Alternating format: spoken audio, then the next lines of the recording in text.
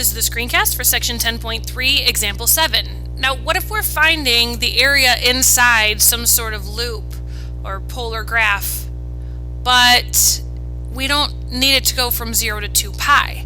So for example 7 here, find the area inside the smaller loop of the limacon, which is r equals 2 cosine theta plus 1. So inside just this smaller loop, so I'm looking from where I'm starting to where I'm ending just as it draws that small loop.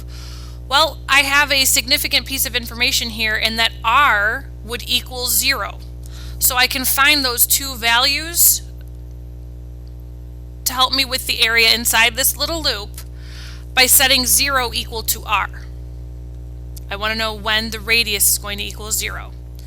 Well, if I subtract 1 from both sides, divide by 2, and then take the inverse cosine, I get 2 pi over 3 and 4 pi over 3, which is what the book tells us. Look at that, it's right there. The answers are right there. So that means that I want the area to be the antiderivative from 2 pi over 3 to 4 pi over 3. So just drawing this one little loop, and then I'm going to use all the little sectors in there. So 1/2 r squared, r was 2 cosine theta plus 1, and then of course d theta. And I'll do that one on my calculator. I get 0.544 square units. The now try problem number 47 says find the area of the region described. So that's the area inside one loop of this lemniscate r squared 4 cosine 2 theta. Well, I have to tell you, this was a little tricky for me to graph because my calculator kept producing just a piece of it.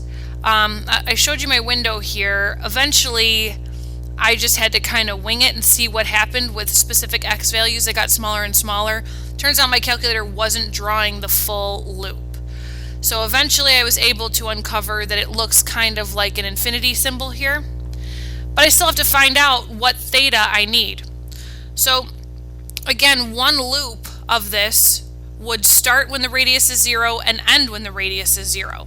Well, since we're working with the radius squared being 4 cosine of 2 theta, I took 0 squared equals 4 cosine 2 theta. And I know that 0 squared is 0, but the point is if that was if the starting and stopping point was radius 1, well, that still wouldn't make a difference. Oops.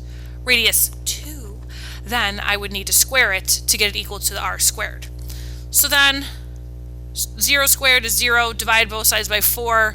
Now I'm looking for the inverse cosine of 0 to equal 2 theta. So I get pi over 2 and 3 pi over 2, but that equals 2 theta.